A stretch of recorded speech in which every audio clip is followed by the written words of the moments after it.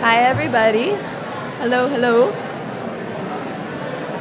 Hi, welcome. If you could all, which one? Okay. It's okay.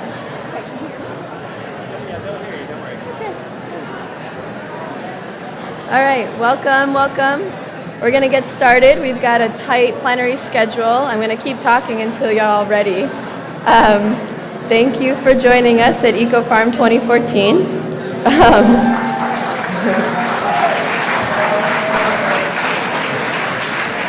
It's awesome to have you all here, so thank you for being here. And on behalf of the awesome EcoFarm staff and our planning committee and our wonderful board of directors, welcome. We're so happy to have you here.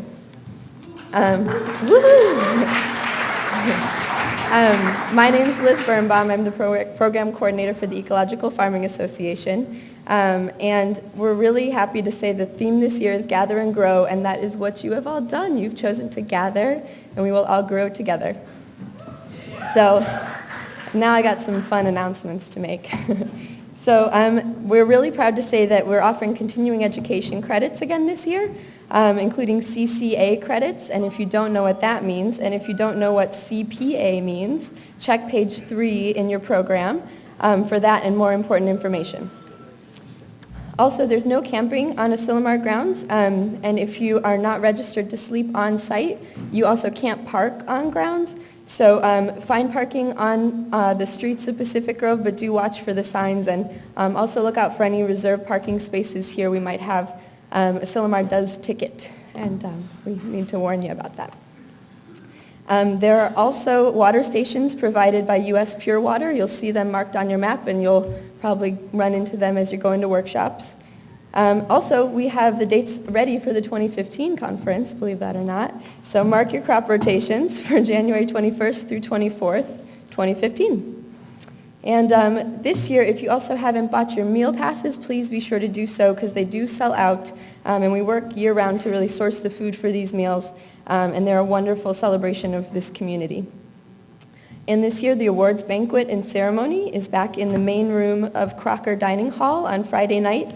So it's important if you want to be a part of that ceremony to arrive early and sit in the main room. And then people in the side rooms, you can take advantage of all the mixers and special events we have going on. And dinner on Friday runs from 6 to 8:30 p.m. And this is the 17th annual seed swap this year, and we also have an opening circle for that. That's 8 p.m. on Friday, so come for that and help us carry on the tradition of a living library of seeds. You can also visit the exhibitor marketplace, sponsored by Harmony Farm Supply and Nursery, and stop by the EcoFarm exhibitor booth to pick up. We have so much awesome stuff this year. We have hats and T-shirts, commemorative T-shirts. So please go pick all of that up. And if you pre-ordered one, be sure to pick it up before you leave, please. Wear your conference badges at all times. I am not wearing mine, I'm sorry.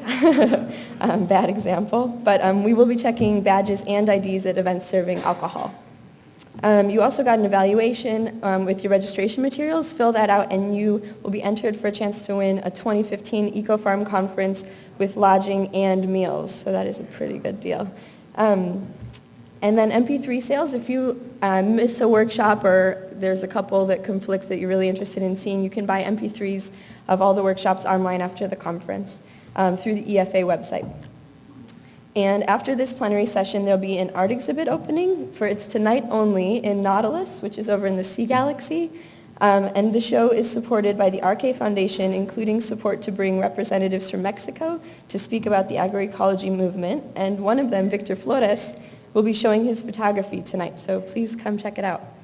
And now I have the true privilege of introducing Mr. Amigo Bob Contasano, who acted on an idea to inspire farmers to get together and talk about the challenges and opportunities they had in their practice. That is where the seeds of this great event were planted. So please welcome Amigo to the stage.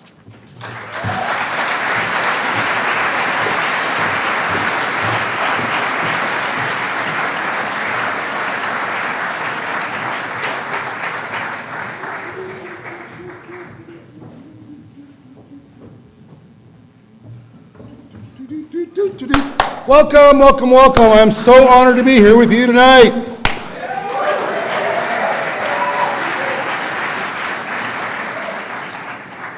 So, I just want to say that it is an honor to be amongst so many really cool people that I really know and love and respect, and a whole gigantic crowd of people. I have no idea who you are, and I know I already love and respect you because this is a group of really awful, they're awful too, but they're awesome human beings. Awfully awesome was what I was trying to say. And so I just, even at dinner tonight, again, got inspired by someone I didn't know and what cool things she and he and they were all interested in. So we have an opportunity here to revolutionize things, and there's a group of us here that have been giving it a run for a while, and you and I can all say proudly we are moved along the evolutionary path of agriculture in our lifetime, which that in and of itself is something to be proud of, that you and I have created something better.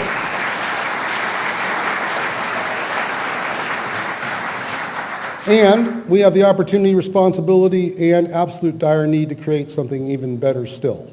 We are just still a speck in the sea of the ocean of the absolute disaster we call agriculture. We're just a speck. But we're a really bright speck, a really important speck, and we have planted the seeds for the future. And in the future is this group, these young folks that are here, which I am so honored that we see so many smiley faces, young females and males here showing and excited about organic agriculture and the future of food and all the other pieces. Because without you, there is no us. Because all of us are getting a little bit tired. And we need all of you to jump in. So welcome, all of you young'uns, first times, 50th times, or whatever. Woo! Welcome.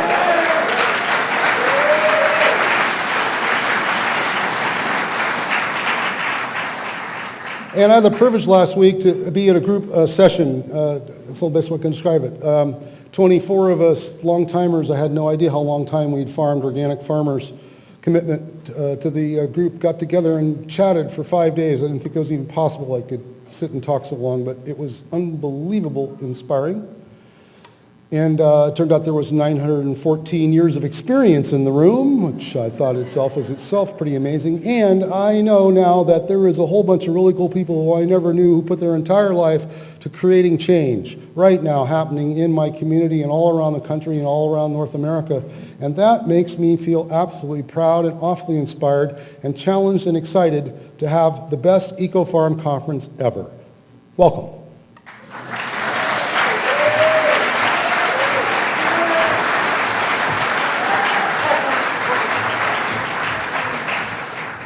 Sorry, Ken. I'd like to introduce the Executive Director of the Ecological Farming Association. And what are you waving that at me for? CCA sign-ups are in this one. If you want to sign up to be a CCA points, that is, if you know what it is, it's over there. The rest of you don't need to know what that is because it doesn't affect you. But if it's you, get over there and sign up. So that said, our Executive Director, the leader of the pack, the cheerleader of the summit, as it would be, is Mr. Ken Dickerson.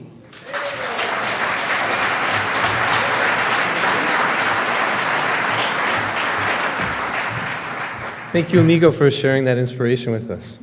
Good evening, friends.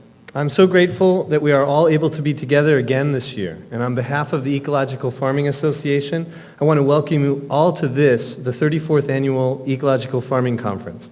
Let's give ourselves a big hand. We made it.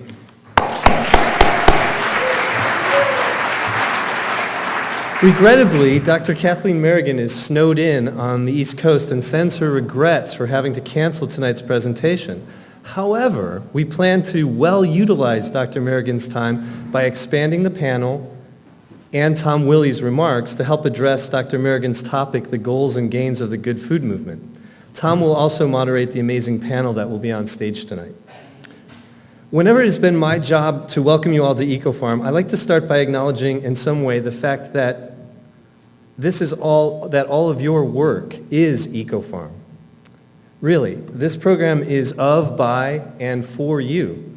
Your work, your farms, your businesses, your programs, your products, your information, your ideas, your passion, your celebration, and your solutions, all of this is what makes this conference tick. So I want to humbly remind you to take advantage of the budding diversity of people and experience and projects here at EcoFarm and mix it up, cross-pollinate. If you are shy, go ahead and bust out. And if you are an enthusiast, make sure to leave a little room to learn what story your quiet neighbor might have to share with you. I want to take just a few minutes to tell you about a project of the Ecological Farming Association that is informing some of the content at EcoFarm 2014 and will further inform our activities after the conference in the year to come. The Farmer Fellowship Program has been running since 2012 and is continuing strong with the support of the USDA and Farmer and Rancher Program and the support of the Appleton Foundation this year. The Farmer Fellowship, now in its third year, has grown out to over 100 Farmer Fellows, with 31 of them here at EcoFarm 2014. The fellowship provides farmers with EcoFarm attendance and connection to the EcoFarm community and a project.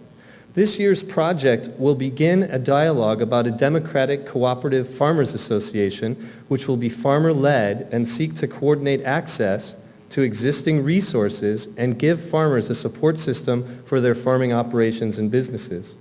Based on the EcoFarm farmer-to-farmer model, the discussion will be about how to organize and leverage for further success, a relationship-based model that starts with the immediate hurdles farmers are facing and seeks to coordinate solutions. The Farmers Association is conceived to help farmers gain more competitive rates for services and products, secure access to affordable insurance, share business development and legal services, and promote other financial resources to help farmers thrive. Understanding farmers' needs, priorities, and ideas is the next step in this project. EFA wants farmers' input to explore this and is starting with the Farmer Fellows. I want to take a moment to ask the 2014 Farmers Fellows to stand up and be recognized. For all the 2014 Farming Fellows. And if you are here from 2012 or 2013, if you could stand up as well. Any fellows from 2012 or 2013? There they are. Thank you very much.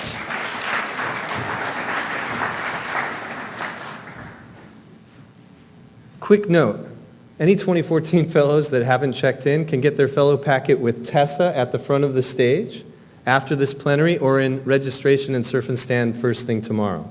If anyone is interested to learn more about this Farmers Association project or find out how to participate, please contact a staff or board member here or after EcoFarm. There will be a discussion group, a Farmers Association discussion group tomorrow at 10:30 a.m. in Toyon, and a day-long discussion on the Farmers Association February 25th, led by the fellows. EFA will keep you posted on the developments in our communications in the months ahead. I want to also thank all the sponsors, donors, and contributors whose leadership and vision continues to make EcoFarm possible. Please note they're all listed in your program. And now it is my pleasure to welcome Mr. Tom Willey. Tom and his wife Dinesh have operated T&D Willey Farm since 1981. The farm is a 75-acre certified organic farm in Madera, California, growing a wide array of Mediterranean vegetables year-round. Willey Farms produce is in specialty markets and fine restaurants on the West Coast, as well as on the tables of over 800 weekly CSA subscription members in their community. Tom was, and until recently, Slow Foods USA's governor for California's Central Valley, and passionately advocates for local food prominence through his amazing writing, his speaking, and his radio and event organizing. Tom is a past board member of EFA and of the California Certified Organic Farmers. He currently serves as a policy advisor to the Cornucopia Institute, which monitors integrity of the U.S. organic industry. And I asked Tom if there was anything he wanted to share personally. Tom said he's been to 30 eco-farms in a row, and he's afraid not to come for concern that his farm might fail. So please join and welcome Tom Willey to the stage.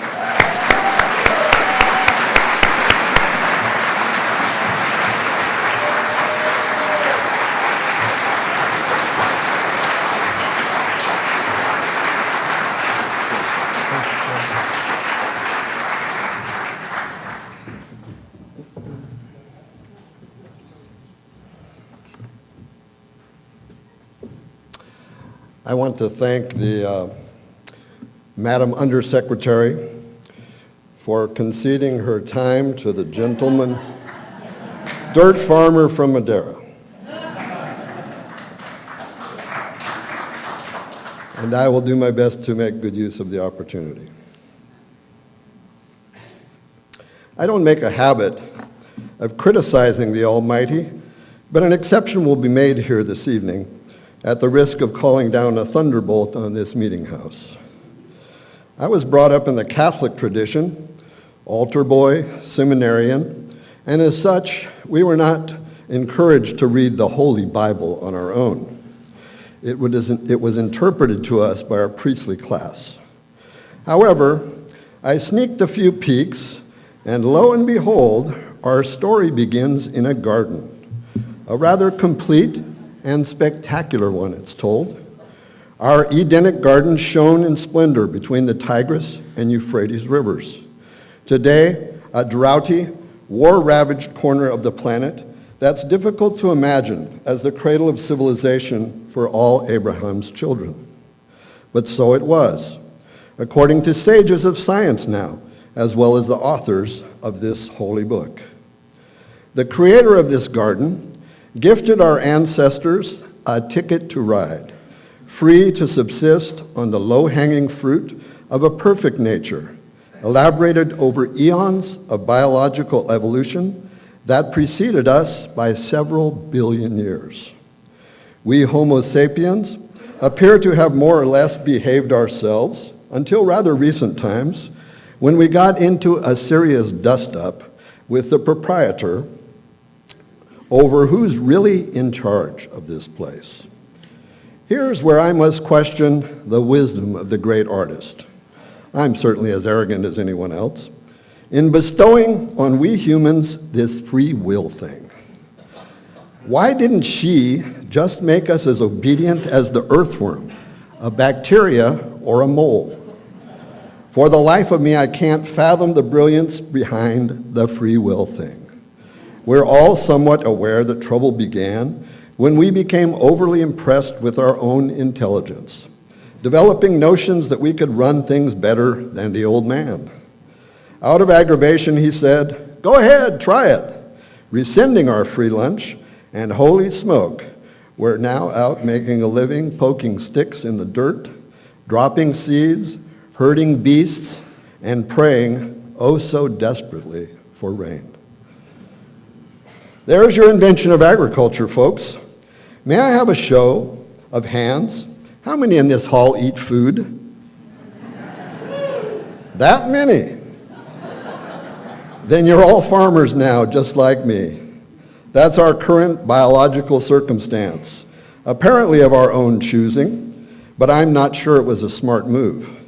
It's been a tough road to hoe these last 10,000 years, and I'm a little concerned that the Creator didn't give this severe timeout a serious enough second thought. We've mucked the place up quite a bit with this farming thing, folks.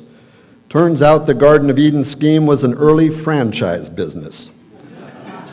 God had opened some 9 outlets.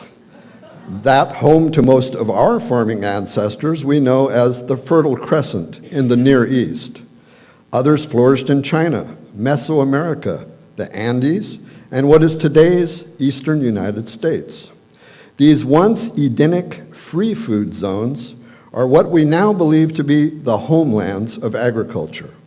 All tribes of major Edens eventually repudiated their birthrights. In our biblical case, we fell from favor over an apple. Somewhere else it could have been a breadfruit or a mango. These homelands are unique geographical zones where wild plants and animals, appropriate for domestication, were present in sufficient diversity to comply with the new mandate that humans henceforth survive by means of their own sweat and toil.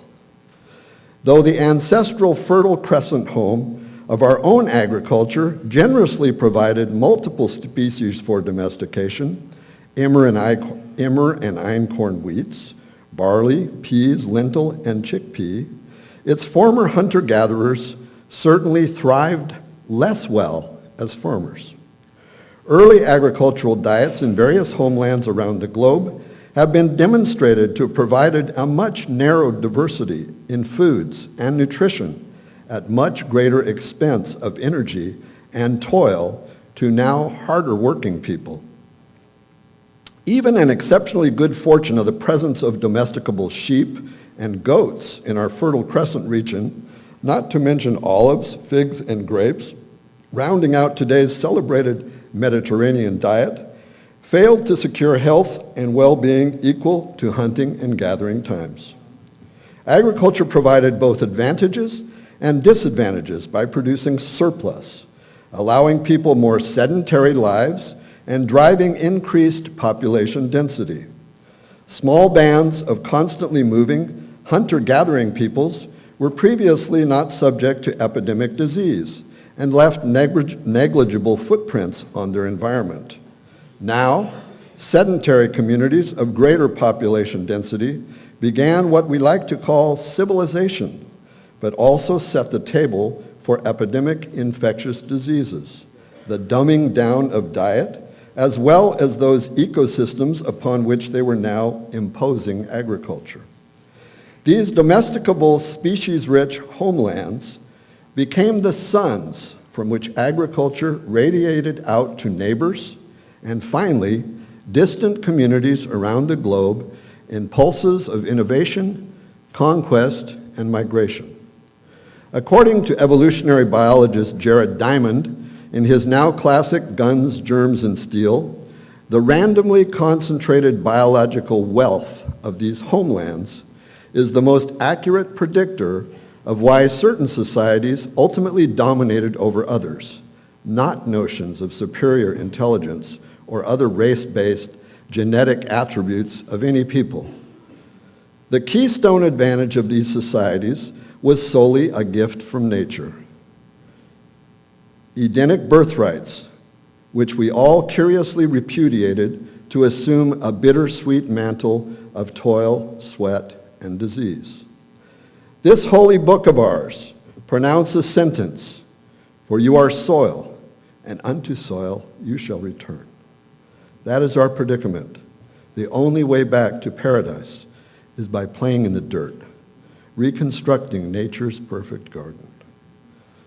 Assuming that we could compress all of human history into a single day, let's notch forward about 1 hour to the European colonization of our North American continent, when more recent predecessors were confronted with a vast, seemingly empty landscape, but precious few hands to make anything of it. We Americans are a restless lot, cast-outs, self-exiles from older societies that we deemed abusive, or at least lacking in sufficient opportunity to pursue new Enlightenment dreams. The former Librarian of Congress, Daniel Burston, asserts that immigrant Americans share a genetic susceptibility to the claims of advertisers who promised cities of gold on distant shores. Great Britain's mid-18th century enclosure movement, privatizing long-used communal lands, forcibly removed countless subsistence farming peasants to England's industrializing cities and American shores, where this reject rabble resumed their free-range cattle culture, drifting from east to west, pursuing open space while they birthed our iconic cowboy image. Another classic American culture, Pilgrim Puritans, sought a more sedentary existence, establishment of the New Jerusalem, beacon of righteousness and prosperity, where the world would witness Calvinistic fruitfulness, flowing from an embrace of hard work and severity of worship. A third community, exploiting the possibilities of a wide open new world, developed into the planter culture of our American South, which evolved in extreme exploitation of both soil and the human condition, addressing labor scarcity through the adoption of slavery. Post-revolutionary, early 19th century America became embroiled in a great public debate over its relationship to soil, as embodied in the varied approaches and attitudes of these distinct communities: frontiersmen, planters, and New England's improvers. Today's organic farming movement, in uncanny ways, was foreshadowed by New England's 19th century improvers, who desperately pleaded for public and economic policies to discourage wandering populations. They argued for permanent settlements staffed with adequate hands to optimize perpetual fertility of properly manured soils on well-managed farms. This fervent national debate waged on in newspapers, lecture halls, and through spirited deliberations in the U.S. Congress. At stake, argued improvers, was the mindless wasting of soils versus their proper stewardship in a permanent state of fertility, which could promote civilized communities as opposed to frontier barbarism. Staunch advocates of permanence and well-managed fertility sought to prevent the wholesale opening of Western lands, which at the time began in eastern Pennsylvania, to easy migration. What improvers ultimately couldn't sell to a restless America represented nothing less than the greatest revolution in agriculture since its inception, some millennia past. Convertible husbandry, or improvement, developed somewhat as an appendage to the more familiar Industrial Revolution, and at its core was the understanding of soil fertility and land as a finite resource. That's why improvement became such a tough sell in the New World, where notions of scarcity seemed to fly in the face of the reality of an empty continent ripe for the plucking. Enlightened apostles of American improvement, including the likes of George Washington, Thomas Jefferson, and James Madison, ultimately failed to rein in a feverish demand for access to Western lands. These responsible American farmers, including some progressive planters, borrowed their art from British improvers who began mid-1700s to apply fresh scientific and industrial thought to the age-old business of cultivation. Innovators discovered that land would sponsor its own increasing fertility under artfully balanced animal and crop production schemes that employed careful rotations, including grass sod, and the judicious application of precious animal manures. This revolutionary harmonization of biological balance on farms and the marvelous increases in yield and quality it produced elevated several of its originators to rock star status in 18th century Britain as well as in faraway America. Let's fast forward another minute and a half in human history to our present. The agricultural revolution ultimately turned away from biology, embracing chemistry and the most reductionist and mechanistic paradigms of industry, suggesting monoculture. Improvers lost out to restless skimmers, demanding ready access to assumed inexhaustible expanses of land across the North American advancing frontier. Homo, the homogenizer, has now plowed nearly every acre of this continent's native sod, mining fertility stored up incrementally over the ages. Modern high-yield agribusiness is a wonder of productivity, but the astonishing outputs of Iowa corn over little more than a century have been secured at the expense of half that state's precious topsoil, flushed down the Mississippi River into the Gulf of Mexico. We trade 4 bushels of soil for each bushel of corn, employing current production methods. When we were few, our planet could withstand abuses from agriculture and heal itself when humans moved on after a time. At agriculture's dawn, estimates of world human population are believed to have been less than 10 million souls. Now, possibly a species too successful for its own good, we are 7 billion, 3 times the mass of humanity we were just as recently as 1930, coinciding with a little appreciated scientific discovery which unleashed geometric amplification of our ability to produce food. German chemist Fritz Haber developed a novel process to synthesize plant-available ammonia from hydrogen and inert atmospheric nitrogen, for which he received a 1918 Nobel Prize. This immensely energy-intensive process was further refined for large-scale production by another German, Karl Bosch, who similarly won a Nobel in 1931. This chemical industrial breakthrough, since known as the Haber-Bosch process, miraculously removed the most limiting factor for plant growth on this planet since time immemorial, assuming easy access to required cheap fossil fuels. Agricultural yields have exploded since, and so has our human population, tripling in less than 1 century. Though germ theory and sanitation share responsibility for this geometric increase in humanity, they wouldn't be here if they couldn't be fed. Food production has perennially been and will continue to be the single most limiting factor in determining how many of us hang out on this third rock from the sun. A crowded planet ensures that ecological disruptions inherent to agriculture are no longer just visiting the neighborhood, but press every square meter of fertile soil incessantly, employing the effective prod of synthetic nitrogen.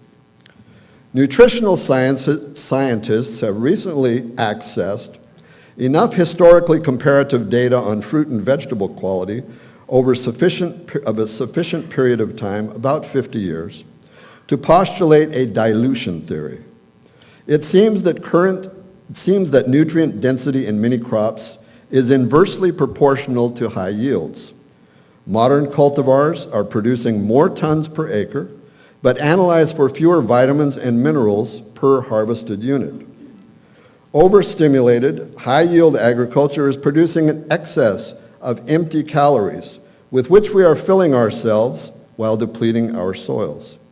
We have run out of fertile frontiers to exploit, just for feeding ourselves. But now we're toying with the notion that already hard-pressed soils should give even more, producing biofuels to satisfy our enormous appetite for energy as well. World grain markets are already reacting wildly to as yet modest implementations of this infantile scheme. It's essential to understand that prior to the present age of petroleum, which barely represents a moment in our species' history, humankind's greatest contribution to increasing atmospheric carbon resulted from the adoption of agriculture. Plowing prairie grasslands, draining swamps, and felling forests for food production released massive quantities of biologically stored carbon from the planet's ancient soils. Just recently, it was disclosed that Europe may back away from a scheme to require 10 to 20% biofuel use in transport that has resulted in oil palm groves being established on virgin Indonesian peat bogs. The resulting escaped carbon, oxidized from converting these vast peat lands, will require at least 400 years of palm oil production to claim any net reduction in atmospheric carbon release versus having continued the use of petrol over the same period. We farmers are currently sinners, but such profound ignorance and myopia can lead us into grave sin. It is high time for the reappearance of bioneering improvers, and many believe this ethic of permanence is embodied in our current organic movement, with which I am well acquainted. Its Occidental founders, Sir Albert Howard, Lady Eve Balfour, and American J.I. Rodale, became active critics of industrial agriculture abuse around the time that the nitrogen genies Haber and Bosch won distinction as Nobel laureates. British agronomist Albert Howard was dispatched to colonial India soon after 1900, carrying a bully mandate to modernize the natives' backward approach to farming. The pilgrim returned home some years later, profoundly convinced of the wisdom of that subcontinent's age-old indigenous methods and their time-proven ability to provide human populations adequate nutrition while maintaining soil fertility. Now held in ridicule by the British establishment he formerly represented, Howard spread his organic gospel to whomever he could interest. Composting, the essential practice learned in India, became Howard's mantra. Rodale, soon to be publisher of today's storied Organic Gardening and Farming, picked up Sir Albert's drumbeat across the Atlantic. Rodale sponsored the original certification scheme of a nascent California organic farming movement in the late 1960s. The notion that biologically sponsored fertility can perform miracles in agriculture, similar to those that it has lavished on natural ecosystems for eons, is deeply embedded in our organic movement. We pioneering organic farmers schooled each other, groping in a climate of ignorance for many years. Leading agricultural universities refused Rodale's generous offers of funding to sponsor research, asserting that his money smelled of manure. We neophyte cultivators bet on our strong suit, ignorance, took cues from nature, and managed to develop biomimicry on our farms, which delivered amazing quality but lower yields. We gradually achieved a modest degree of commercial success, relying on passionate mom-and-pop greengrocers to baptize organic converts, won over through education, evangelization, and appeals to taste and ethics. Somewhere along the line, a few in our ranks caught that well-known American disease, bigger is better, and soon registered blips on conventional marketing radar screens. Our fervent wish to someday positively impact the larger food system was granted. Organics has for some time been the fastest growing sector, leading a normally sluggish grocery business. A torrid 20% annual growth rate today threatens to co-opt organics into the very industrial food paradigm that our movement was intended to criticize. Once upstarts, nearly every proprietary organic food manufacturer, from Earth's Best to Muir Glen, is now a major food corporation subspecies. Businesses, represented by tonight's panelists, are the rare exceptions. Only that mega corporations aren't stupid enough to invest in farms. I might not be standing here this evening railing against this trend. If at all familiar with the excellent food writer Michael Pollan's work, you are aware of an emerging criticism of industrial organics and the growing importance of local food movements. An ethical puzzle, asking whether it's more vital to eat industrial organic or local, seems to be solving more often for local. As Small Farmers Journal editor Lynn Miller points out, when scale is modest, organic methods make the most sense and will be adopted at the behest of customers. Why does my San Joaquin Valley, hands down the most productive farm real estate on the planet, not represent one of the greatest Mediterranean-style food cultures in the world? One reason owes to our community's short history. Another is that valley agriculture, from its very recent inception, has been more about industry than art and craft, and that balance must shift towards artisanship. I always remind grower friends that urban neighbors are the issuers of our social license to farm, and if we don't start feeding locals more elegantly than we feed folks in far-off Detroit, they may likely suspend that license. Our farm is betting on the future as local versus shipping product all over tarnation in constant battle for a fair price.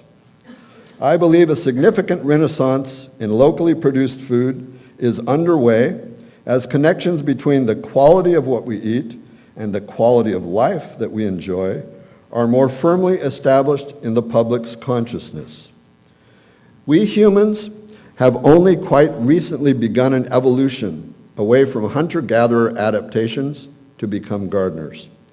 For the foreseeable future, our continued success as a species is utterly dependent on 6 inches of topsoil that we should rightly refer to as the living, breathing skin of this earth. It is total audacity to assert that any of our agricultural practice, organic or otherwise, is sustainable. The results of this short-lived experiment in cultivation, representing barely 5% of our history as a species, are not as yet conclusive. In this fallen state, toiling for daily bread, somewhere east of Eden, our clear path back to a harmony we once enjoyed with the author of it all is through the garden, hands firmly thrust into soil. Today, legions of American youth ponder a rediscovery of their farmer-gardener selves, explore greater intimacy with food, and plow up those silly front lawns to grow some. Those who assign burdens of cultivation to others can at least put a face on their farmer, pay him well, and encourage her to act responsibly. A mentor, Robert Bella, Methodist by upbringing, sociologist of religion by profession, 4 decades ago admonished me, then a serious young skeptic, to never abandon the gemstone of my Catholic faith. My teacher was referring to transubstantiation, the consecration of our daily bread and fruit of the vine into the body of our Godhead. I strive to use an imperfect appreciation of that profound reality to guide my farming practice. No one, in my opinion, has poetically expressed this mystical truth as well as Wendell Berry, as he writes, "To live, we must daily break the body and shed the blood of creation. When we do this knowingly, lovingly, skillfully, reverently, it is a sacrament. When we do it ignorantly, greedily, clumsily, destructively, it is a desecration. In such desecration, we condemn ourselves to spiritual and moral loneliness and others to want." Thank you.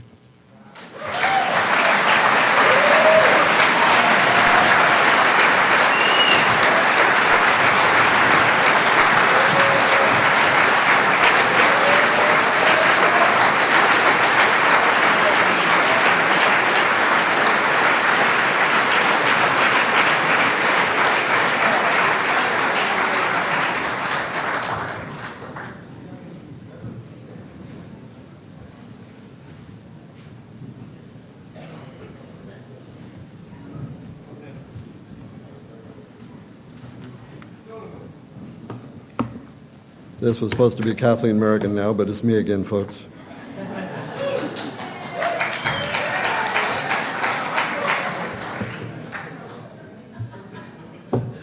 Secret Bible. Not supposed to read it. Okay, now we get to the meat of the program. We have representatives tonight with us of 3 of the exceedingly few organic food processing businesses that have not sold out to corporate interests. And I'm very privileged to be in their presence. One of them is at EcoFarm for the very first time. Another has been here many, many times, and the third I'm not sure.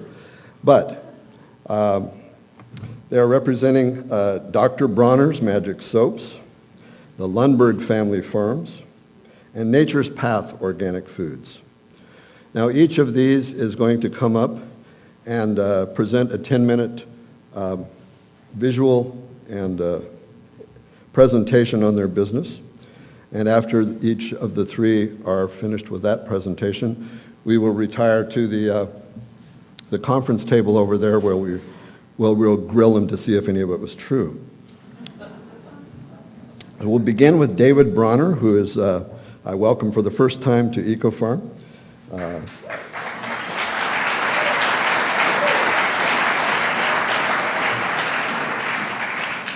David is president of Dr. Bronner's Magic Soaps, a grandson of company founder Emanuel Bronner, and a fifth-generation soap maker.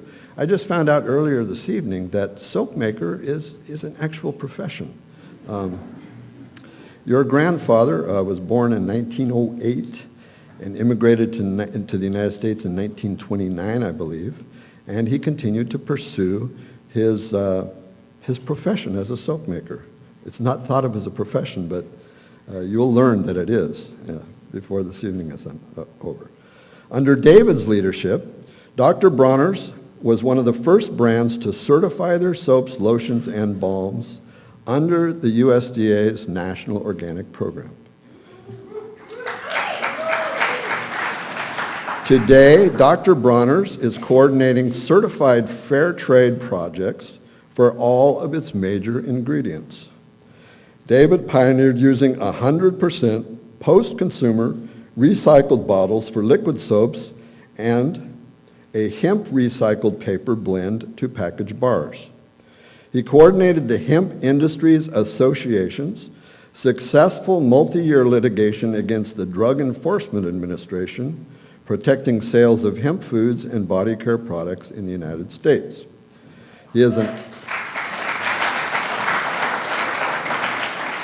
know how difficult a job is it to go up against those kind of rascals. He is an active supporter of both the Hemp Industries Association and Vote Hemp, working to bring back hemp farming to the USA. David, we welcome you to EcoFarm.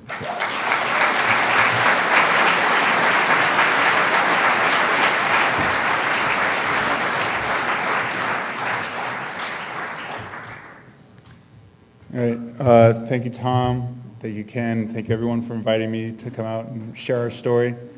Let's see, I got a remote. Okay, so I'm president of Dr. Bronner's, and I am fifth generation. This is my granddad, Dr. Bronner. This is our factory in Heilbronn, Germany, in southern Germany. So my granddad came from an Orthodox Jewish soap-making family. I began soap manufacture in 1858, when my granddad was in his generation, he was already kind of pretty intense, wild guy. But he trained under the guild system at the time, became a master soap maker, but it was very Zionist, very political at a time when his dad and uncles who were running the show were more assimilationist, that the madness and the Nazis were going to blow over. And then there was just a lot of clashing about like the newfangled modern soap making methods my granddad wanted to implement. A lot of generational clashes. So he came over in 29 and became a consultant to the U.S. soap industry and helped build factories and launch products for P&G and a bunch of the big players. Then tried to get his parents and his family out. One sister went to the Engev kibbutz in Israel, another came here, but his parents didn't leave. The Nazis nationalized the factory, his parents were gassed. And out of the trauma of that experience, he just had like some profound mystical experience of that if we don't realize our transcendent unity across ethnic and religious divides, and realize we're all children of the same divine source, we're going to perish and kill each other, especially in a world of nuclear weapons. And he felt called on this mission to promulgate and proselytize. And he was going around the country advancing his mission, and realized that people were coming more to get his family's recipe, his family's soaps that he was selling on the side, more than to hear him speak. So at that point is when he started putting his moral ABC on the labels of all of our bottles. So and his vision was failing, and I don't think he quite understood how busy the label was getting, but just an amazing, and basically, he ran the company. It was a nonprofit religious organization. Our corporate name to this day is All One God Faith Incorporated. We do business as Dr. Bronner's Magic Soaps. If you didn't want to hear what he had to say, he didn't want to sell to you. That's how he ran the company. And And we blew up with the counterculture in the 60s, and you know, when everyone was rejecting, or a significant part of the society was waking up to the, this war machine, this industrial chemical model, soulless and spiritless, and just really embraced what my granddad was all about. And this soap, and he launched his soaps at a time when better living through chemistry was taking off, and we all know the impacts of basing our agriculture and just all kinds of consumer products off of petroleum and petrochemicals. And he saw that early on, that the consequences of this. And so our soaps you can wash by the stream, and it'll biodegrade. It's totally natural. And the history goes even further back. Even so it's a Castile soap. So Castile means soap made in the Castile region of Spain in like the 1400s out of local olive oil. And that soap making tradition actually spread from the Levant region. So the Levant is modern day Syria and Palestine and Israel. And so Aleppo, Tripoli, and Nablus were the ancient soap making centers, taking the local olive oil 2,000 years ago. And there's these ancient soap making factories, and they're still in production. It's obviously a very tragic part of the world right now. But and I've gone and visited, and we actually source our olive oil from Palestinian and Israeli farmers, all fair trade and organic. And in Nablus, I went and saw an ancient soap factory, and from the 1400s, and there was a song that was sung as the workers were mixing the soap, and it began, "Allah is one." So this all one message that my granddad is bringing in, our Jewish lineage, coming through his, the Islamic world, and the First Crusade and the Islamic conquest is what brought that soap making tradition. That ultimately my family began making soaps in southern Germany. We're all about this all one. We have this incredible heritage. My granddad lost to the IRS in the late 80s. They contested his tax-exempt nonprofit religious designation. So, and at that point he got sick, and my dad, who had founded his own chemical consulting company that I grew up working for, stepped in and took over and reorganized the business at that point as a for-profit, and kind of implemented a lot of basic business logic and operations that had kind of been missing. My dad had somewhat rejected the cosmic trip of my granddad. My granddad wasn't the best father. So my dad was an amazing family man and very community focused, and my central moral inspiration. But I grew up, among other projects, we made firefighting foam for Monsanto's firefighting division. So I grew up selling firefighters on foam, which is now standard on most fire trucks, and in forest fires you drop foam, and that's my dad's product. And Monsanto divested that firefighting division long since. So anyways, we have this incredible heritage, and my granddad died in '97. My dad died soon thereafter. He was diagnosed with lung cancer, and and so I had to step up pretty young to run the company. Luckily, I'd gone through a lot of experiences, and it was able to grow up, somewhat in time to appreciate, what my dad and granddad were bequeathing to me and my brother. And so we, from the beginning, the terms we were going to come in were activists. We were going to only run this company if it was a completely activist project. We capped all our compensation at 5 times that of the lowest paid worker. All profits not needed for, business development are dedicated to the causes we support. So, here's the label.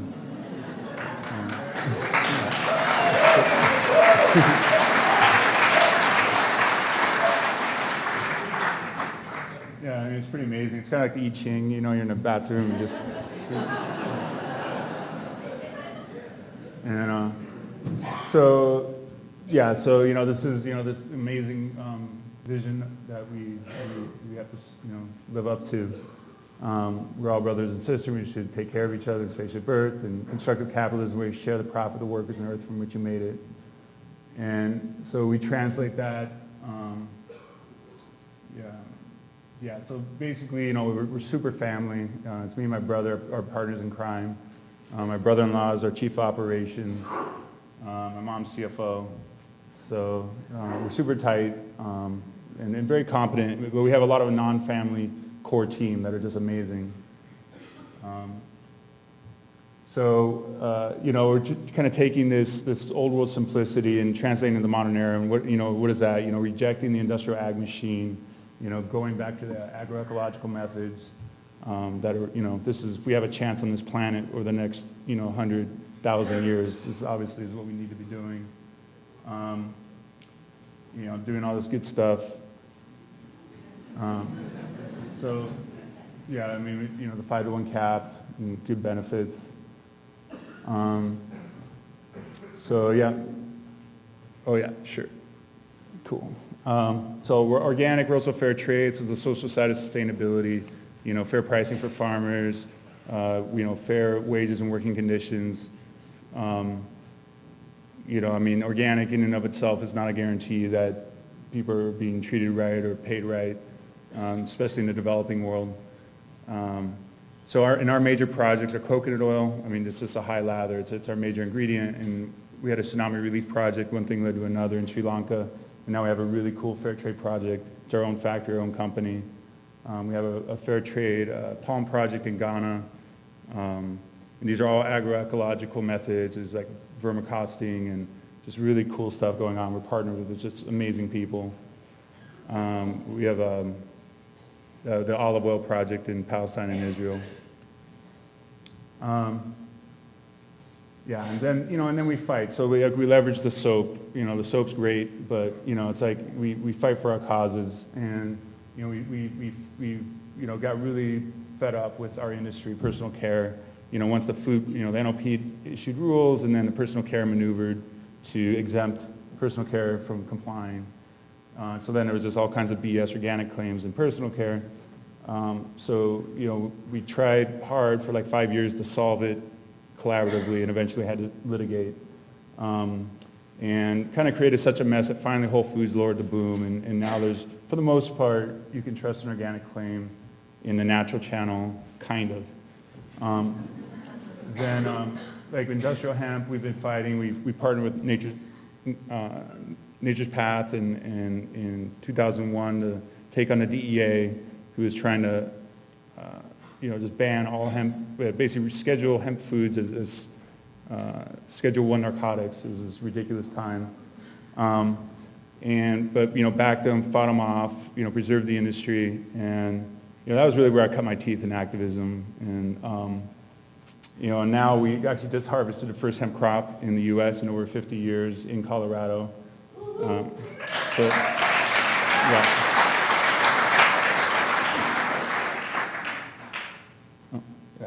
Okay, and then we're like leading, we're helping lead the charge with our compatriots here on the, labeling GMOs. If you label them,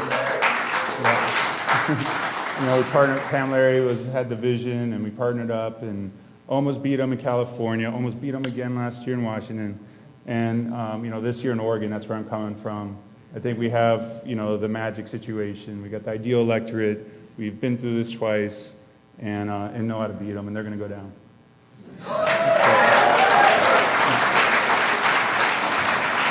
So, anyways, we do a lot of stuff, and we're just, we're on a crazy trajectory, but we have no plans to sell, and want to keep the mission integrity.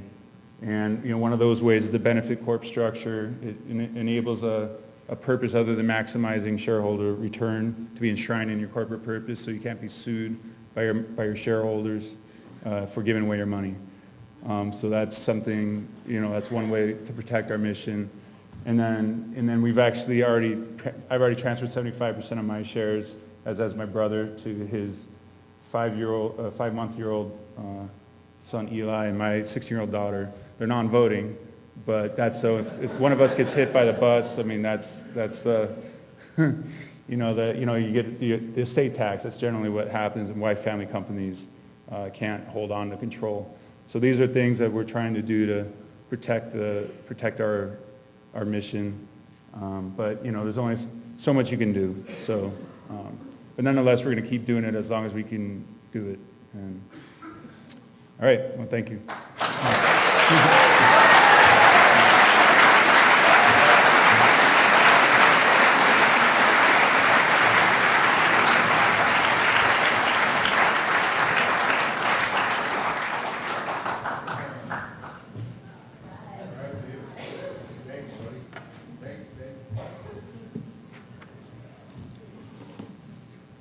Thank you, David. Now, many members of the Lundberg family farms have been familiar faces around EcoFarm for many years. Albert and Frances Lundberg migrated here from Nebraska in 1937. And their 4 sons, one of which was Eldon, who is Grant Lundberg's father, were the second generation of Lundberg family farms. And Grant and his brother Bryce, I know who is here, his cousin Bryce, who is here tonight, are members of the third. In fact, my sister-in-law went to high school with Bryce's brother Eric, I believe. She wasn't smart enough to put the grab on him. And, but anyhow, we've been good friends with the Lundberg family for quite a while, and so has EcoFarm. Anyhow, Grant is here tonight. Grant Lundberg was appointed the CEO of Lundberg Family Farms in 1997. Since then, Lundberg Family Farms has expanded its board of directors to include the third generation Lundberg family, of which Grant is a member. Lundberg Family Farms is owned by the second, third, and fourth generations of the family. In fact, from what I understand, they're celebrating something like the 78th year of, 77 years of family-owned farming since Albert and Frances began it.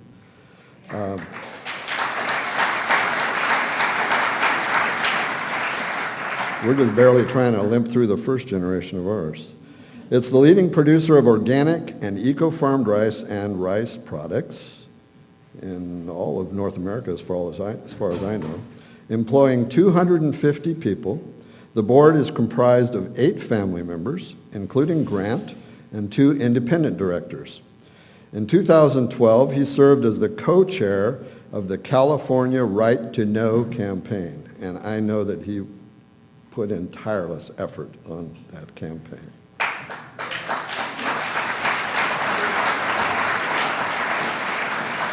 He currently serves on the board of directors for Frontier Natural Products and for the Rodale Institute. Please welcome Grant Lundberg.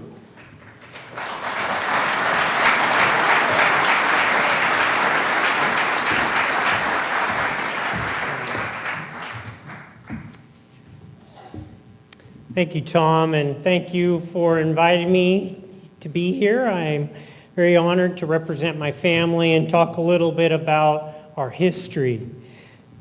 I'd like to do that over the next few minutes and let you understand our family's culture of generosity, teamwork, trust, graciousness, transparency, respect, patience, and a focus on future generations and how that has shaped our vision for the future. So in 1937, there was a lot of major issues going on, and the world was changing. And 2 of those events had a big impact on my family. One was the Depression, which was an economic storm really that drove my family to seek a better income and more stability. The second was the Dust Bowl, and that was an environmental catastrophe that really impacted my family.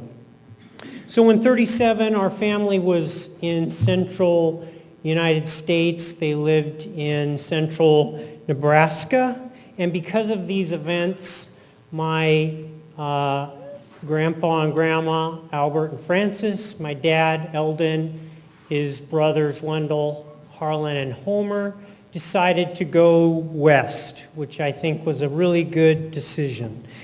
And when they got to Richville, California, they found that rice was being grown there and had been grown there for about 25 years. The area had a perfect climate, and the water was good, and the soil was perfect.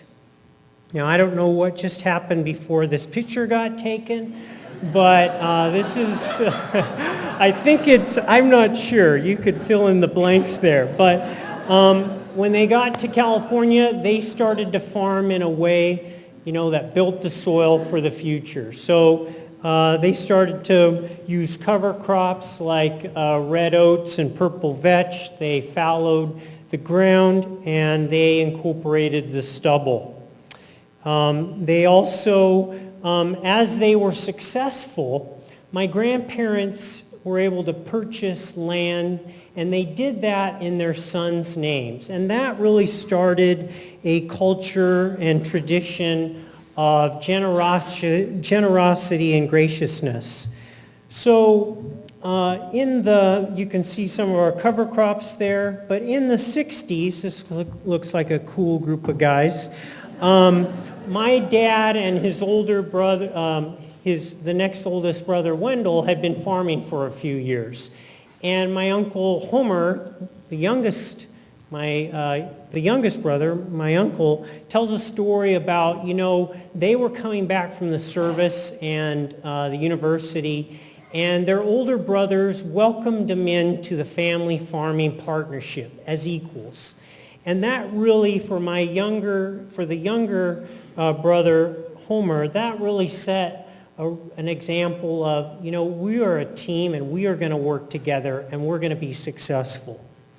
So in the late 60s, we had a prospective customer, I guess you'd call it, came to us and said, hey, we'd like you guys to sell us organic brown rice. And, for us, that was for my family, that was an interesting idea because, first of all, nobody in our community sold their farm's production to somebody they knew was going to eat it. We were producing rice to feed a hungry world. There was no connection there. We also, the idea of organics, there wasn't a lot known about that. In fact, mentioned earlier, my Uncle Homer started to talk to Robert Rodale about what is organic production, what does that mean, how do we do that in rice farming? And then just the simple idea of brown rice. Most rice consumed at that time was milled white. They took all the bran off, and so there were a bunch of concepts that my family had to get their head around. They decided, okay, we'll build a mill, we'll start reaching out to people who appreciate what we're doing, and that started really kind of that Lundberg Family Farms. In the 70s, that's when I was growing up, so I spent a lot of times with my cousins. I don't want you guys to talk to Bryce about how I was as a cousin and some of the issues we had. But, it was a time when I got to know the folks now that I work with, that are my colleagues and I trust. And that was an important time for us to build those bonds. We also had the opportunity to go to food shows and talk to the people who were buying our products. And that was, I think, a good experience for us for myself and for my cousins. So in the 70s also, my mom and dad started to gift their land and the stock ownership to us. And my aunts and uncles did the same for my cousins. So we started to build that, looking at the future, graciousness, and then I would say, in the 90s, we were coming back from the university. Some of us chose to work in the family business. My uncles gave us the opportunity to do that and find our place there. And so that started to move the next generation into the business. I had been in the business about 10 years, and the board of directors, which were the founders, which were my uncles and my dad, they elected me to be the CEO, and that really started, passing on that day-to-day function of the business to my generation. And it also started the process of them thinking about retirement. And so, like you'd heard earlier, we expanded our board of directors to give room for my generation to get into that position. It was an emotional time for the founders to try to figure out that passing of the baton. And so there were struggles there, but we had a culture of respect and graciousness, and I think that helped push us through that time. It was critical. One other thing that we were able to do was we all, as a family, agreed to support the retirement of the founders, and that was a real good moment for us as a family and a company. And that really, in a certain sense, set them free to really understand where they were. My dad kind of set, I think, the example for his brothers. He, at the turn of the century, basically said, I've worked here long enough. You guys are doing a great job. I'm going to go do some other things. And I think it really woke up his brothers to the change. There's change here. But I think that was a good thing. And so by 2010, all the founders had retired from the company, but their traditions were embedded in our culture, and their values were planted in the company. Today, like you heard, we have about 250 employees. We still grow rice. We store it, we mill it, pack it, and sell it throughout the North America. And we do have a board of directors with the 2 independent directors, which has been a real healthy adjustment to our governance system. The family has grown to about 49 members, and about 35 of those are owners. And, my wife, Susie, and I, we just passed the bulk of our stock on to our kids. And I think that's all about the continuum and the culture that we've been raised in. And so it's exciting, that to be a part of this and to work at Lundberg Family Farms. And I know the long-term commitment that our family has towards each other and towards the environment and producing healthy food. And I'm excited to be a part of that, and that's helped us. We've had some challenges. It's been, it hasn't been a smooth path. We've been able to get through, wage issues and governance issues. We've been able to deal with, genetic engineering, trying to figure out what are we going to do there. As recent as issues around arsenic in rice, all those issues, we can go back to our foundation. We know that continuing, and that really gives us the energy. And so that's a little bit about Lundberg Family Farms, and I'm just happy to share that with you, and I hope that you understand a little bit more about who we are. Thank you.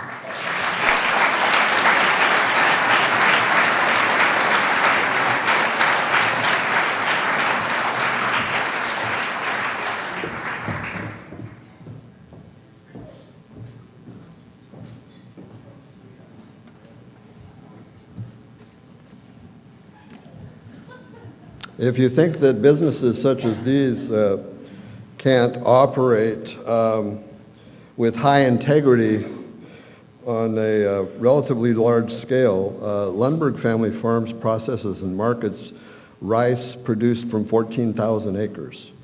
5,000 acres are those of their own, and 9,000 acres, I believe, are produced by other farmers in their neighborhood. Equally, Nature's Path Organic Foods. If you're not, Nature's Path is the largest, North America's largest organic cereal brand, and they are are processing and manufacturing cereal from farms that represent 100,000 acres and many, many family organic farms. In fact, they have gone out of their way to purchase over 2,000 acres, I believe in Saskatchewan, Canada, and which they give access to crop share farmers who produce for their cereals. There's a lot of shenanigans going on in the organic grain business these days, particularly in the brokerage area of it. Most of the abuse is going on in the animal feeding area. There's a lot of bogus organic grain coming in from foreign countries, particularly China and other places that are undercutting the ability of American organic grain producers to produce and sell their crops at a fair value. So to have companies like Nature's Path Organic Foods doing what they do at high integrity on the scale that they do it is truly, truly commendable and an example for us all. So we're pleased to have Jyoti Stevens with us here tonight. She is deeply committed to sustainable agriculture and to Nature Path's Organic Foods mission of leaving the earth better than you found it. Jyoti is a third-generation family member, serving as Director of Human Resources and Sustainability, helping to lead Nature's Path's commitment to sustainability, including initiatives around ethical sourcing, energy efficiency, waste reduction, community engagement, and eco-friendly packaging alternatives. She works at a strategic level to develop and support the company's sustainability goals and human resources programs. She is passionate about growing the company's culture in a way that nurtures people, nature, and spirit. Jyoti served on the board of directors of the Food Trade Sustainability Leadership Association and has been awarded the Women of Spirit Fledgling Chick Award. Don't know what sort of award that is, but maybe she'll tell us. Thank you. Jyoti, we welcome you. Yeah.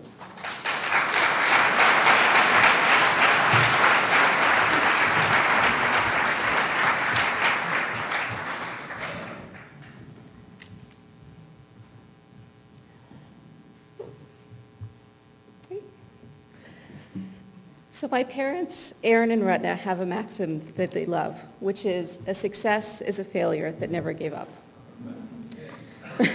For some here at EcoFarm, there are those of you who may have known my dad from his turban days. And for others of you, Nature's Path might be a new company to you. But I want to take you back to 1989. This is at our plant opening in Delta, BC, where we broke ground. It was our grand opening. Family was coming, the mayor was coming, but little did they know, my parents hadn't figured out how to work the extruder that made our cornflakes. Undaunted by this challenge, my dad ran to the grocery store and bought boxes of contraband cornflakes, which he opened up and sprinkled on the equipment.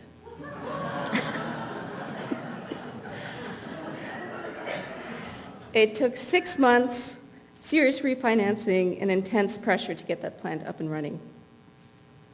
In the early days, my mom will tell you that they broke every bank covenant. So you can see why a success is a failure that never gave up is a maxim that holds particularly true to them. Lots has happened since then. So we make our food in 3 plants across North America, in Blaine, Washington, Delta, British Columbia, and Sussex, Wisconsin. We have an employee family of team members of over 550, and we sell into over 40 countries. But there's a lot that stayed the same. My dad still sings at company meetings. For those of you here at EcoFarm, he probably sang here a few years ago. We still can't have a family meal without discussing some aspect of the business, and most importantly, our commitment to organic agriculture and our vision of always leaving the earth better than we found it has stayed the same.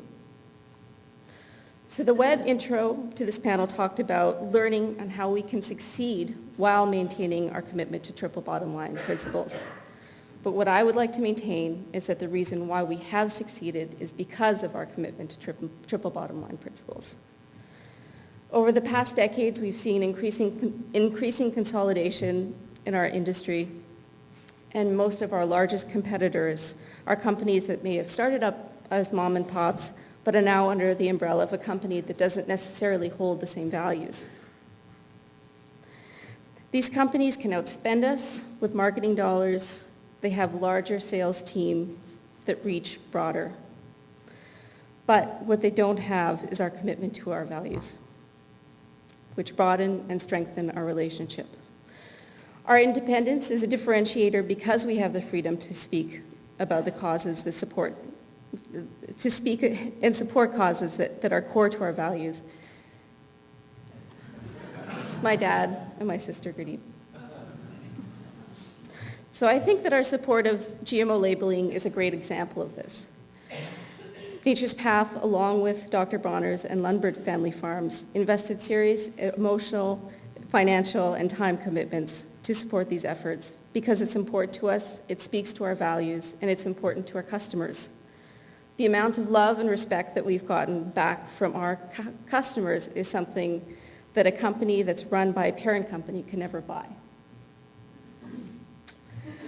So there's an article that came out a few years back talking about our family business that started out with a statement that I was rebellious as a youngster. And I don't know where they got that idea or quote from, but after overhearing my mom talk about me while exclaiming, "And can you believe she had purple hair as a teenager?" I have my suspicions.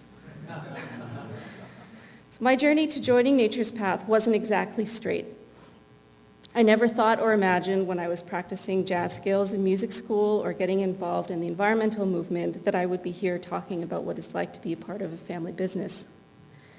They say the apple doesn't fall far from the tree, and my apple happened to fall into my parents' organic garden with roots tracing back 3 generations to my grandfather's berry farm in Vancouver Island. My grandfather was a berry farmer, and he taught my dad to always leave the soil better than you found it. And that idea has been at the root of every business that my parents have created. In my journey, the real turning point for me was attending a Pioneers conference actually about 10 years ago. I really got turned on to how businesses were transforming to meet ideals of sustainability, and I came back full of vim and vigor, wanting to implement what I learned at Nature's Path. I was lucky enough to have parents who said, if you want to make the company more sustainable, go for it. But remember, it's a triple bottom line. I'm not going to lie, I floundered for a while, but with support of peers in our industry, in the Sustainable Food Trade Association, I began to learn more, and our programs really took off. Again, hearkening back to the maxim at the beginning. So we, as the next generation, have been incredibly fortunate to be given the freedom to take our passions into practice, whether it's through greener packaging initiatives, launching fair trade products, or my brother Arjun and his wife creating Love Crunch in the Bite for Bite program. Through the Bite for Bite program, we've been able to give over $2 million last year to food banks across North America.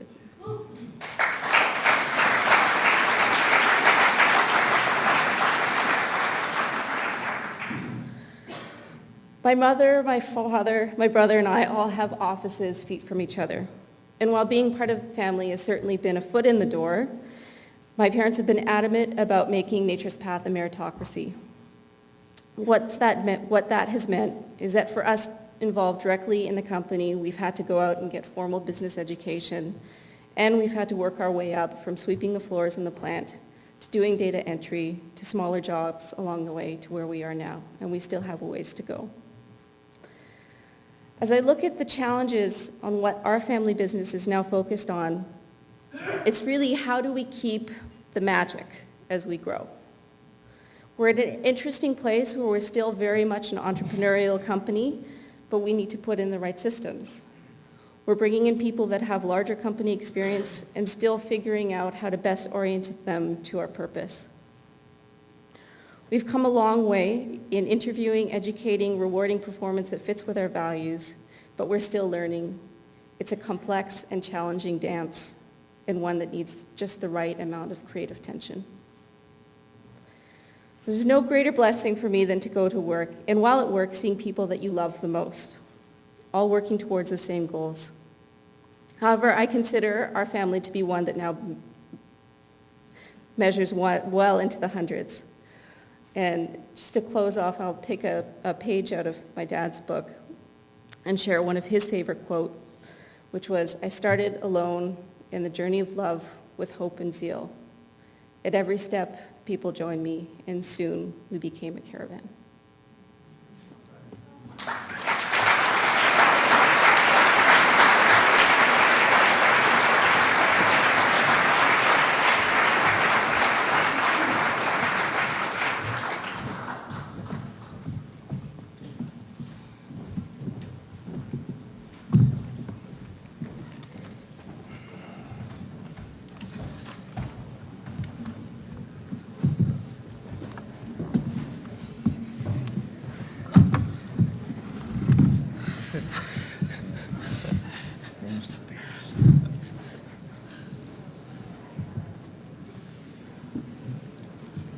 There's only 3, Tom.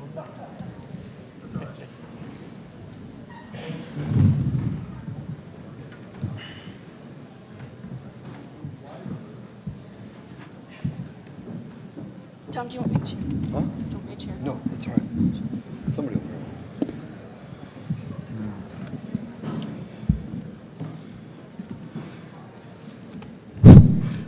it. Okay, now we're going to spend the last few minutes of our plenary session putting the wood to these folks.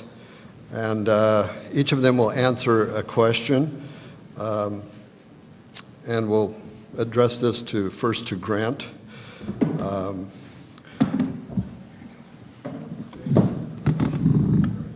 How does your family-owned business stay independent in the face of large corporations buying up organic companies? And why do you choose to remain independent?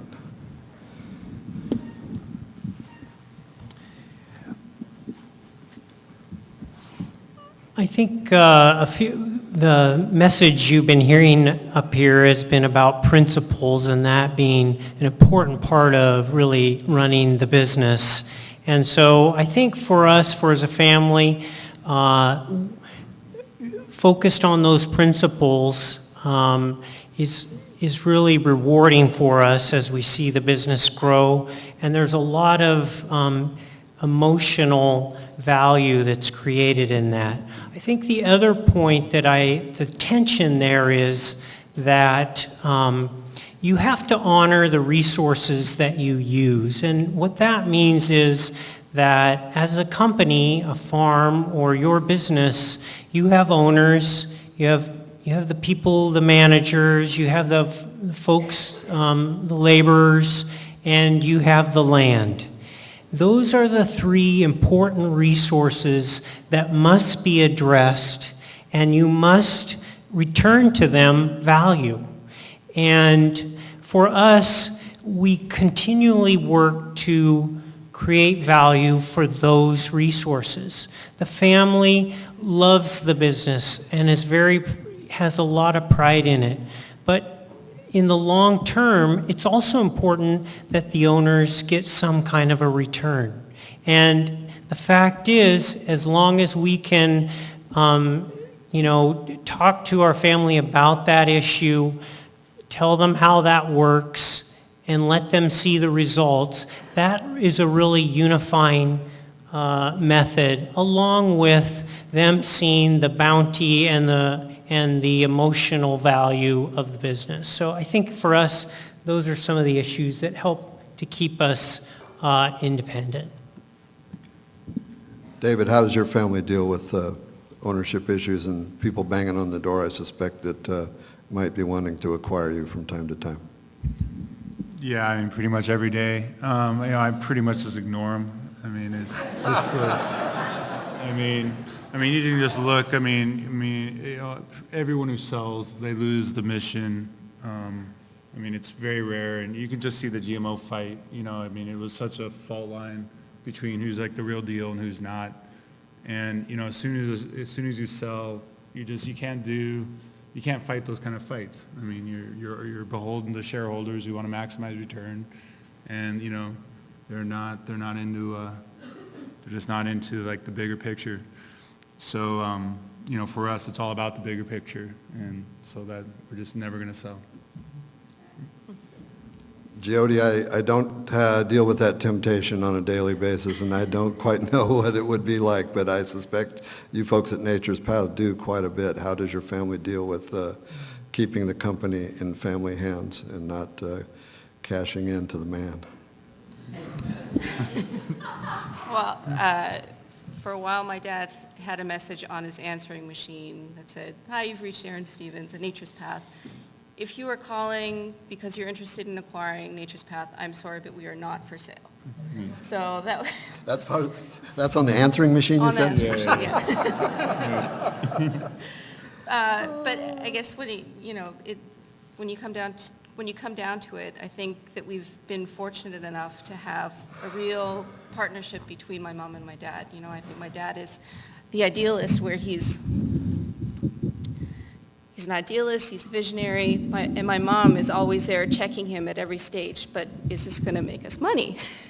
Are we going to find ways to reinvest back into the business so we're not in a situation where we have to go outside for financing? So the way in which we finance the growth of the company has been through debt financing rather than looking for outside investors, because they've been adamant about needing to keep control of the company so we don't lose focus on our purpose and our vision. So. Dinesh and I have successfully been marriage partners and business partners for 35 years. And the way we've done that is that she is the queen of her realm and I'm the king of mine. And I manage the production on our farm, and she manages the harvest and the sales. And we don't step on each other's toes. We get together and coordinate on Saturdays, which gets a little contentious, but we each have our separate realms. So the next question is, what are the challenges and opportunities as a family-owned business? And can you tell a little bit about the dynamics? Because you know, when you live in family life with the same people that you're working with all day long, it's quite a challenge. So how do the Lundbergs do it? Do you hold boxing matches, Grant? Yeah, there is dynamics. I think, you know, as I talked about earlier, we do have the culture of patience and graciousness and respect. And we are committed to working things out. And I think we saw that play out with the founders. We saw the tight places they got into, how they worked through that. I know, and I think that is one of the values of a family business, is that you can build a very strong personal relationship with your cousin Bryce. And you can go through some really hard things and good things, but you build a history with your family it's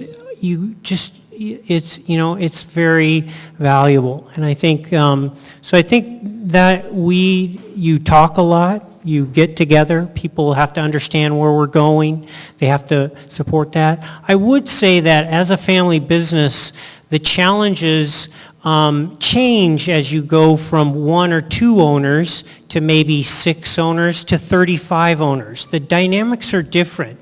In fact, the risk of handoff, I think, is greater with the smaller number of owners, because in that case, 1 or 2 owners can really have an impact to the business. For us, up to 35 owners, we have a process where people, if they want to get out of the business or not own it anymore, we have a way for them to do that. It's not a disruption to the business, but that's a real important process to set up as you look to have your business carry off into the future. Not everyone may want to be a part of the family business, but that doesn't mean that they're not a part of the family, and that doesn't mean that they're a bad person.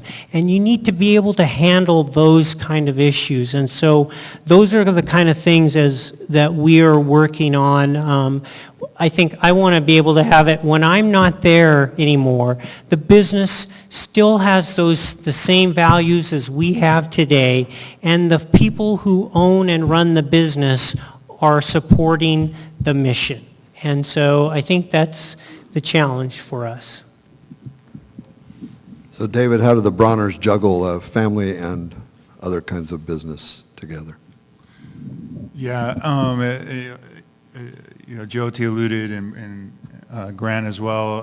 Definitely there's tensions, but yeah, I think like me and my brother, early on we would get into screaming matches, and usually whatever we were fighting about would devolve into this kind of like, it had nothing to do with what was actually going on. It was I was the activist space cake in the clouds. I was going to run the family company into the ground. And he was the soulless businessman out for profit, and it would just kind of go into this place that was like completely unproductive. But anyways, we figured out a lot of our dynamics. We have a lot of mutual appreciation, and realizing that I've had a lot of bad ideas that he's checked and vice versa, and just really appreciate the kind of the band rocks really hard with the respect that we have for each other. And that if we, left our own devices, it would not be rocking this hard. So, we've kind of figured this out over time. And, yeah, so our dynamic is really healthy and good. But yeah, you can talk to her. We've had some blowouts and entertained our entire workforce. Yeah. Well, Jyoti, I've got some experience with husband and wives working together, but what's it like working for or together with your parents in a business as dynamic as yours? Yeah, it's, for the most part, it's been really amazing. They've been incredible mentors.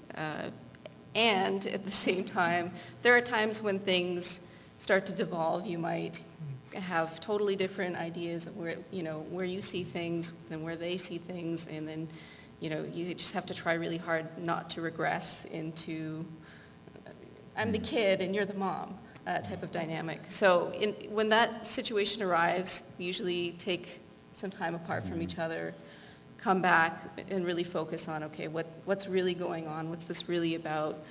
We're all committed to the values of the company. We're all committed to the values of what we're trying to do. So let's use that as our baseline. And I think as we've continued to get more actively involved in the day-to-day management of Nature's Path, and my parents have stepped back a bit, we have created an advisory committee to help mentor and grow us as the next generation, because sometimes parents can be wonderful teachers and mentors, and sometimes it's a little challenging. Yeah, so for sure. we have that outside help and support as well. So I think we've alluded to some of the big challenges facing organic businesses in the climate today. I think one of the biggest challenges is growth. Growth is a very dangerous thing. It's very difficult to maintain integrity with growth. But what are some of the big challenges that you see facing either your business or the entire organic industry in the near future? I would propose, for us, I think the challenge has been building the supply to support what we're doing in the market, and doing that in a way that matches with, what our customers want, and doing it in a way that gets the value for the growers, that supports their ability to be successful. And as you know, that supply chain is long in time, and big shocks to it are hard to absorb. So for us, it's, just how do we do that and bring along our growers and our own farm to support what we're doing and get the value.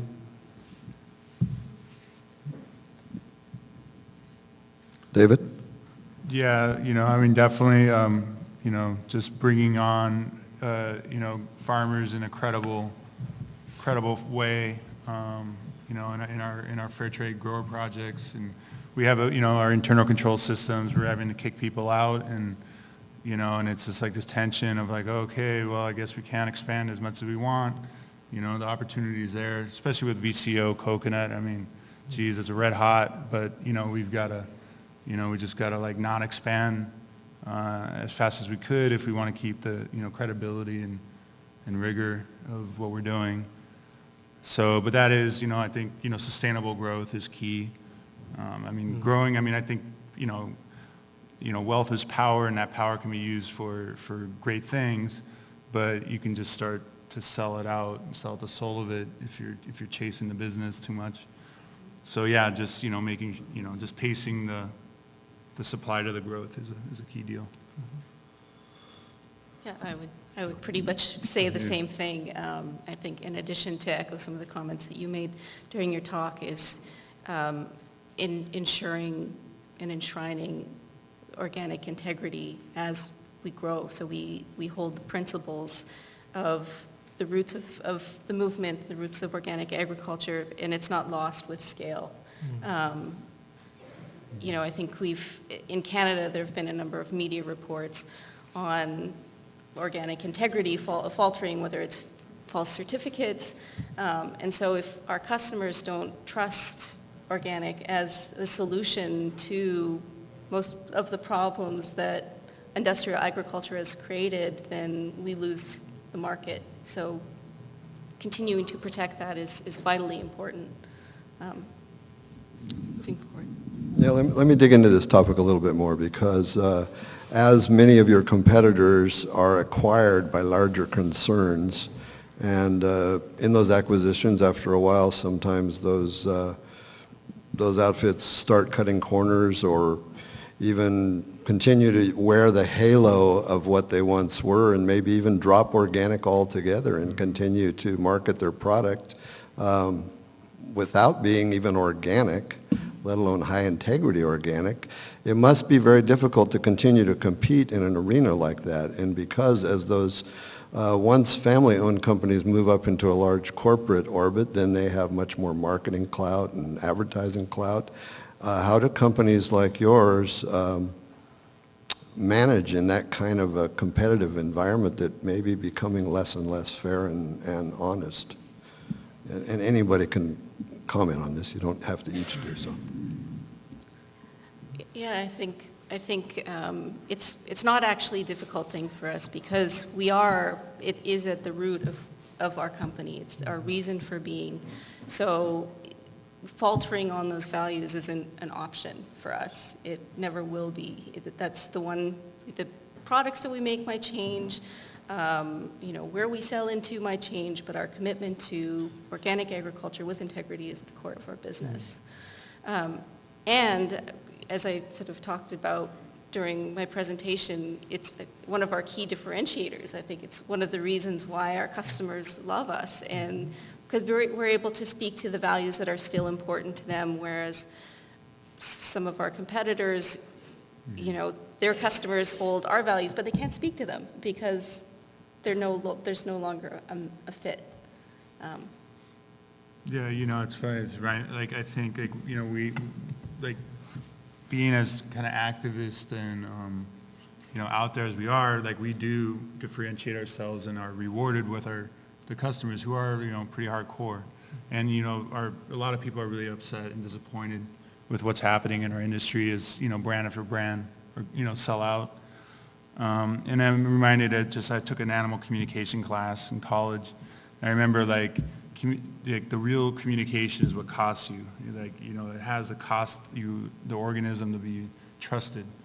And like, so like when an elephant's in must, and I mean, there's just like huge energy expenditure, and, you know, like the green, oozing stuff coming out, and I mean, it costs your being. That's a lot going on there, and you know not to mess with that elephant, and you know, and I think, like, you know, throwing down, you know, hundreds of thousands of dollars on this, you know, GMO fight against the industrial ag machine.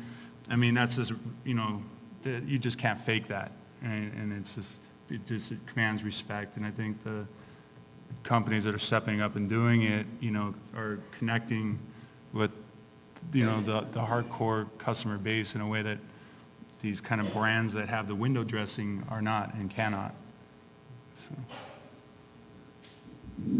Grant, why did you, in your company, and was there disagreement in your company about you putting so much effort into the California Right to Know campaign? And is that part of your messaging to the organic marketplace that you're for reals?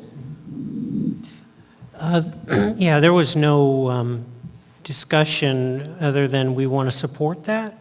And it was an easy campaign to get behind because it aligned directly with our beliefs. So our next question is, how do you assess the gains and goals of our good food movement at this stage of its evolution? What have we accomplished, and what are we about to accomplish, and how far can we go with feeding our country organically with the kind of integrity that you folks adhere to?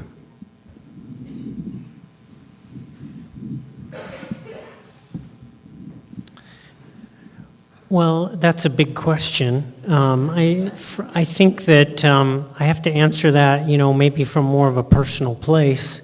I think for us as a family and a business, we've been able to connect with people who appreciate what we're doing and build a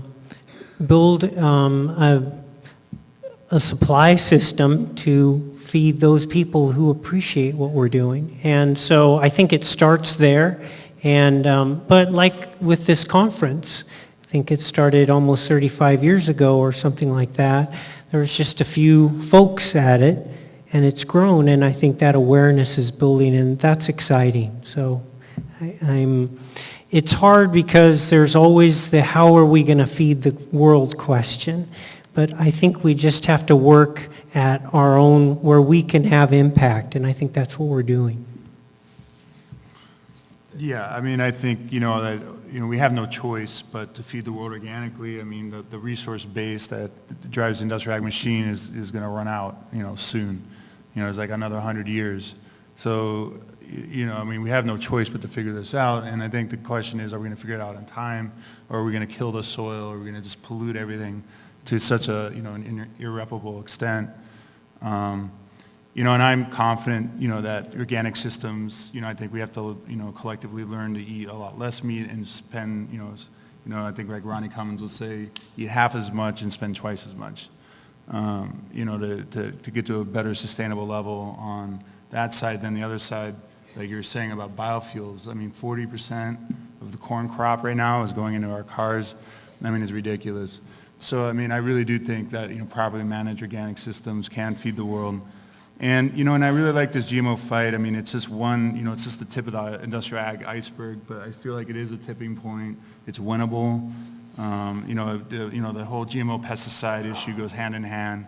2,4-D corn is coming. They're desperate for it. And I think that's going to really open a lot of people's eyes to what these guys are all about, and this whole feed the world, between the ethanol corn boondoggle and, Agent Orange corn. I really see that there can be a real cultural shift, and that we just need to keep doing what we're doing and be ready for it. Jody? Well, I guess I think that we're at an interesting place.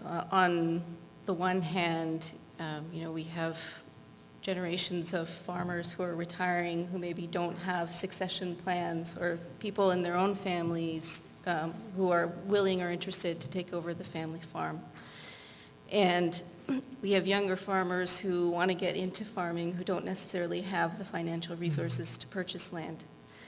And then on the flip side, we have increasing consumer awareness about food and food issues and the reason why buying organic is important. So, I think we need to look at new models of farming. I don't know what that looks like in a way that supports the continued development of organic agriculture in North America, that supports the transition of farmers, that supports emerging farmers, and really continue to push that wave of awareness out there around food issues and why organic food is a very viable, needed solution to the industrial agricultural complex.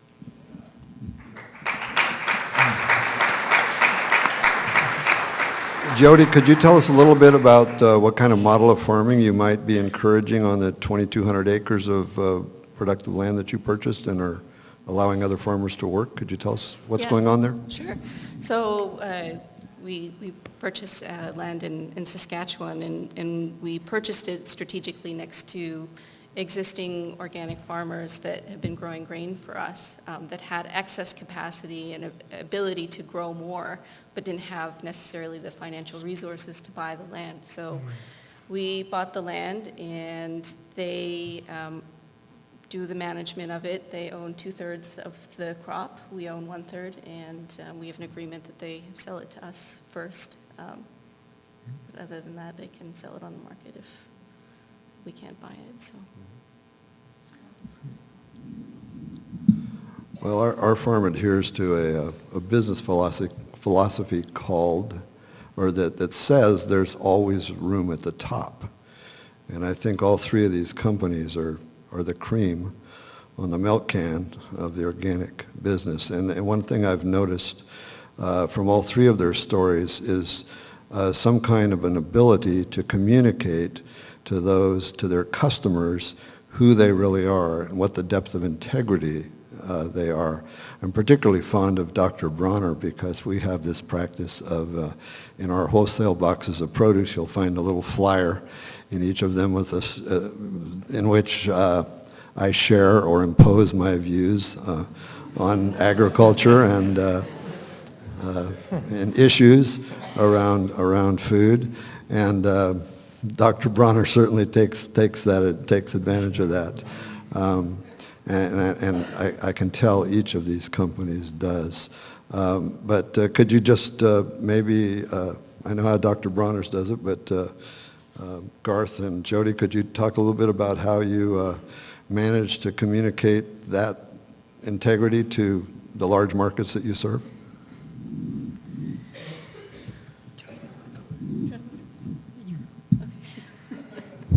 Well, I think it's always better to have other people tell your story and sing your praises than you. It always seems a little self-serving. I think part of the message of communicating with integrity is that we aren't a perfect company. We're not the sustainable company. We have negative environmental impact. We aren't perfect by any means, but we're on a path that we're committed to, and we're always striving to continually improve. We use tools like Facebook to talk directly to our customers. We have very engaged Facebook community that supports us when we do really well and calls us out when they think that we should be doing better. So we keep that dialogue alive and going. And I think that's. I think what Jody says, right, is that you want to look for other people to talk about you. That's a lot more, when you're singing your own praises, a little skeptical about doing that. But when other people talk about what you're doing and how you do it, I think that adds a lot of credibility to the marketing effort. Well, I wasn't as much saying, marketing shtick as communication, because I think the success of our organic industry, at least in its infancy, as I mentioned in my remarks, was built on, it is built on education. And one of the problems with it being subsumed into, American corporate culture is that that's more of a marketing veneer than it is an educational process. And when we had those mom and pop greengrocers pulling in people one by one and spending a large amount of time with them, educating them about what organics was, that's how we gained enough customers to get to a certain tipping point. We have to continue to do that if organic is going to become larger scale. So I'm not talking about marketing baloney, but I'm talking about how do we do education as we get larger, because the whole business is about educating people that the food that they eat today is of greater value than what we generally pay for it. So that's, does anyone have a comment on that? Well, I mean, I kind of go to, I would say, like the GMO fight has been like a real opportunity. Maybe it's been some, you know, there's the kind of the political professionals in the course of a campaign are not necessarily into our larger agenda of educating, but I think, speaking for myself, and I know a lot of the donor community and a lot of activists on the ground, I mean, we just really want to be leveraging these campaigns to tell this larger story about what's wrong with the industrial agricultural machine and about the toxic chemicals they're pouring in our food and force feeding down our throats unlabeled. And I think that I mean, we have been telling this story, but I think that story can be told better, and that's, you're going to start seeing that.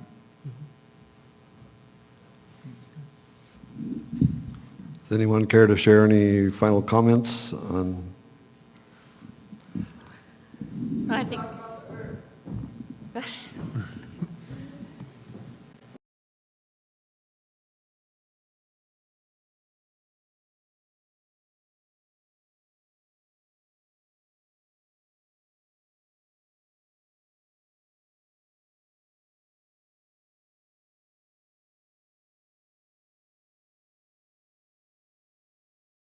The earth, and you know, and like just so you know, these like capital accumulations are this inhuman and are not close to the earth and are, you know, the problem, and that, you know, these guys are, you know, just, you know, you know, they're just allied, and you know, none of us, you know, we're trying to figure it out. We're imperfect, but I think just are closer to an authentic expression of where, you know, we need to be going and where the earth wants to be going.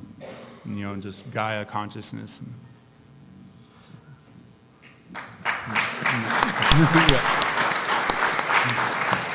Okay, Grant, I'll talk about you. You don't have to talk about yourself, okay? Thank you. All right. Your family pioneered the biological incorporation of rice straw into soil and to turn it into a source of fertility, I think quite some time ago. And until very recently, the standard of your industry in Northern California rice growing was to burn all that off and create a lot of problems. So can you tell us a little bit about how you have honored the earth?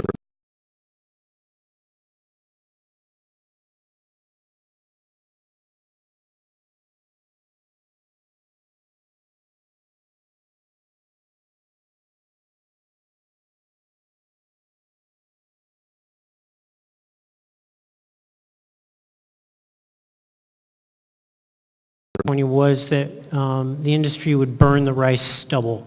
And, you know, what my family saw was, you know, that was 3.5 tons to the acre of organic material that was going up into the atmosphere. And we knew that the power was in the soil, in the straw, and incorporated it into the soil would enrich the soil and actually help it become alive and support the growing of rice. And so it was an interesting, you know, education piece because our neighbors burnt. They thought we were a bit crazy incorporating the soil. But what brought it to the head was that the air quality was so poor in the basin that the legislature started to manage that through the air quality levels.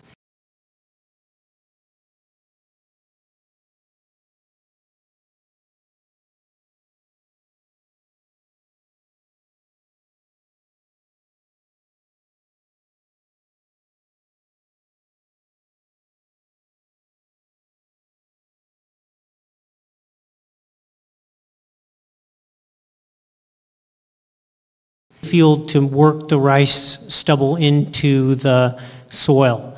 And then also some simpler methods were just, if we could just get the stubble into contact with the soil. This would accelerate the breaking down of the stubble and also build up the soil. So we, I think in a certain sense, we educated our industry on how to deal with this issue. And I think what the industry learned was that the soil is a living organism and it needs to be fed, and this was something that helped it become more productive. So thank you for that question.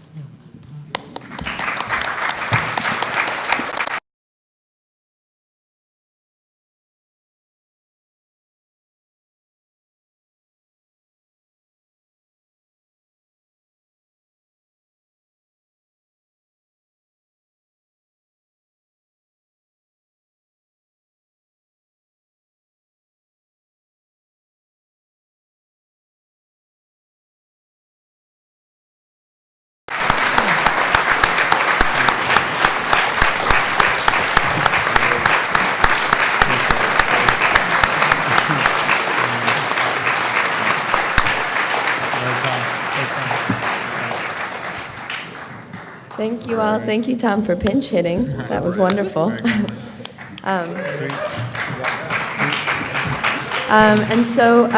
And thank you, panelists, of course. And please join us in Nautilus. We have the opening reception right now. You can get a complimentary drink, which will be lovely, I'm sure, at this hour.